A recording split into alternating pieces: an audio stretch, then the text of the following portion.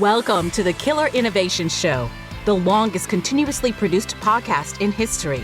Each week, Phil McKinney brings you the insights and strategies to amplify your creativity and innovation skills. Here's your host, Phil McKinney. In a world obsessed with success and terrified of failure, mastering the experimenter mindset isn't just an advantage. It's the key to unlocking your innovation and creativity skills. By the end of this episode, you'll discover how great innovators transform every outcome, whether that is good or bad, into valuable data, changing not just how you approach setbacks, but how you view really the entire journey of creation and discovery. The difference between getting stuck and breaking through often isn't about talent or how much resources you have in the form of money, etc. It's about how you interpret and respond to what happens along the way, all those speed bumps you run into. Through real stories of teams facing seemingly catastrophic failures, including a product demo that literally burst into flames, you'll see exactly how successful innovators maintain that unstoppable momentum by approaching every situation as an experiment, rich with insights. And by developing your experimenter mindset, you'll learn to see patterns where others only see problems, transforming the way you approach challenges and turning every outcome into a stepping stone towards your next breakthrough innovation. So let's start with a story of my own. One afternoon, this was early in my career, I found myself staring at the smoking remains of what should have been a breakthrough product demo. The prototype had literally caught on fire in front of a critically important potential new investor. Now, most people would have called this a catastrophic failure. But what happened next shaped my entire approach to innovation and success. Now, instead of panicking, our VP of engineering calmly pulled out his notebook and started taking detailed notes about the failure. He said that things like, "Oh, this is fantastic data." And he did it with genuine excitement, not trying to cover up a total disaster. He said that now we know exactly what doesn't work. That moment fundamentally changed how I viewed success, failure, and everything in between. We've all been conditioned to see outcomes in binary terms, success or failure. But what if I told you this mindset was holding you back from your greatest potential? What if every outcome, regardless of whether it met your expectations, could be transformed into valuable data for future successes? So let me show you how this plays out in everyday work situations. Take something as common as team meetings. Most people see heated discussions as a sign of conflict or failure to align, but experimenters view these moments as data about where ideas need refinement. One engineering team I've been advising started keeping what we called a friction log. This is a log of all the hot button issues that came up during meetings. This noted the points of disagreement not as problems, but as areas requiring deeper investigation. Now, this simple shift transformed their most contentious meetings into their most productive ones. It led to breakthrough solutions that would have just been glossed over or ignored if everyone had just nodded in agreement. This is the essence of the experimenter mindset, and it's revolutionizing how innovation leaders and organizations approach their challenges. But before we dive deeper, let me ask you something. When was the last time you celebrated a failure because of what it taught you? When was that? The experimenter mindset isn't just about being willing to fail.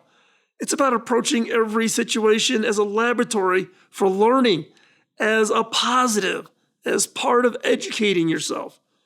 During my years working with innovation teams at HP and advising countless startups over the years, I've identified 5 core characteristics that define what I refer to as the experimenter DNA.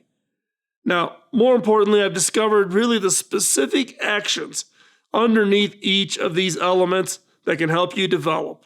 So let's start off. Number 1, an experimenter has a hypothesis-driven thinking.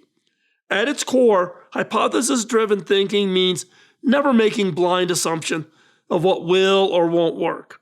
Instead, you frame every initiative as a testable prediction, transforming kind of those vague ideas into clear experiments that can generate meaningful data.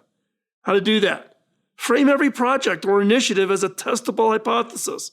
If we do X, then Y will happen because of Z.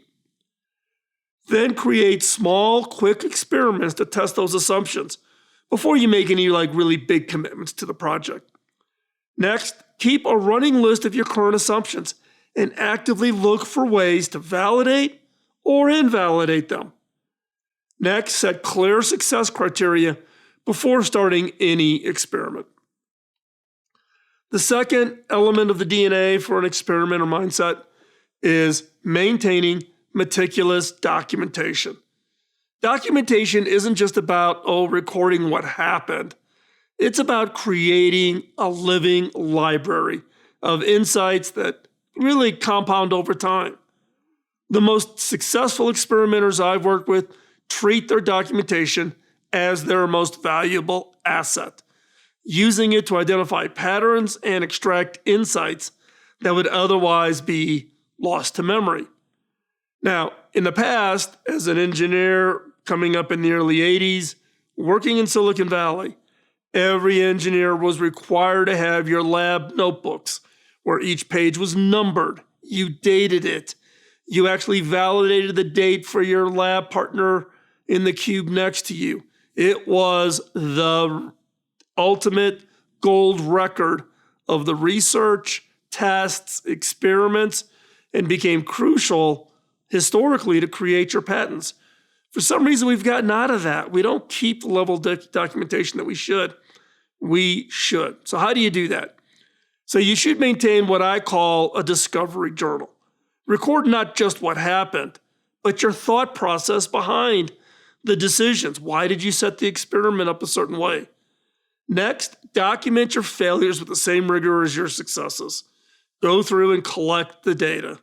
Create templates for capturing experimental results that include the initial hypothesis, methodology, observed results, lessons learned.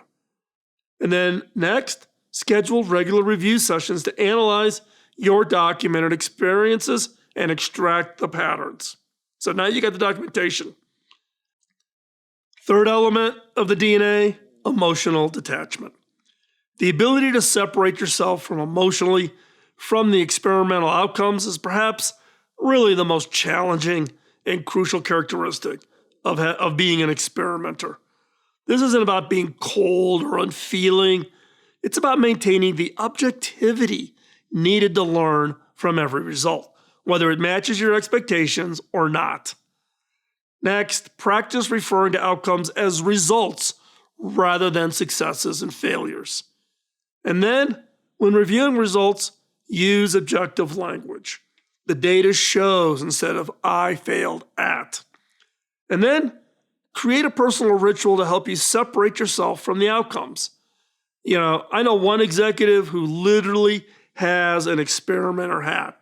He puts it on when he's doing his experimentation, and he takes it off when he leaves the innovation lab. And then, celebrate unexpected results as much as the expected ones.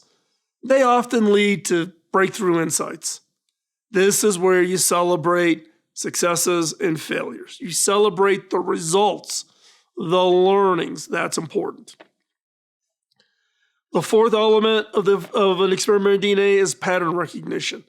Pattern recognition is the art of seeing connections and insights, really across seemingly unrelated experiments and results.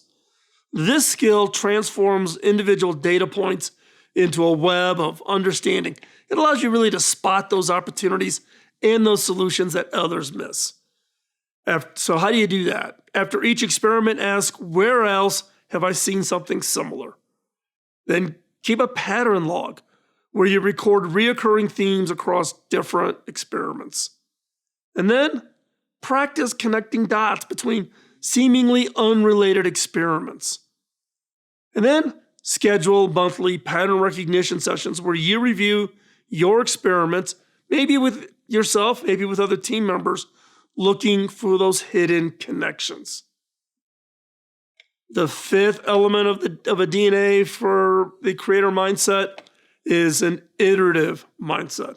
An iterative mindset means understanding that the first attempt is never the last. It's simply the beginning of a journey of continuous refinement. It's about embracing the idea that every result, whether positive or negative, is simply a stepping stone to the next, the better experiment. So how do you do that? You break large experiments into smaller, testable chunks. You set up that rapid feedback loop to quickly gather data. You create iteration cycles with specific time frames. I kind of recommend 1 week cycles for most experiments. If it goes longer than that, it's easy to get distracted, pulled off, modify the experiment. You want the experiments to be small and in chunk sizes. Next is maintain a next test list where you immediately record the ideas for follow-up experimentation. So you're constantly building an entire list of experiments. So one more time, the 5 core characteristics that define the experimenter's DNA are: number 1, hypothesis-driven thinking; 2, meticulous documentation; 3, emotional detachment; 4, pattern recognition; and 5, having that iterative mindset. Now, here's a truth that took me years to understand about this experiment mindset. Your experiments can fail without you being a failure. I've had umpteen number of failures in my career. It did not derail me. It's how you think about that. How do you use it to push through, not to give up, to keep going? Now, this distinction may seem obvious when stated plainly, but I've watched countless talented people abandon promising paths, entire careers, because they couldn't separate their identity from their outcomes. Now, I remember working with a brilliant engineer who had developed an innovative approach to data storage. Now, his first prototype failed spectacularly during testing. Now, instead of seeing this as valuable data, he took it as a personal indictment of his capabilities as an engineer. He almost quit the project entirely. It took me several long conversations to help him see that failure of the prototype wasn't a reflection of his worth as an engineer. It was simply a data point towards a better solution. So here's the question that we always challenge with. How do you transform that failure into data? So let me show you exactly how to do this, how this works in practice. Now remember that smoking prototype I mentioned earlier? Here's what our team actually did in the hours following that spectacular failure. First, we pulled out a blank sheet of paper and drew a simple chart with 3 columns.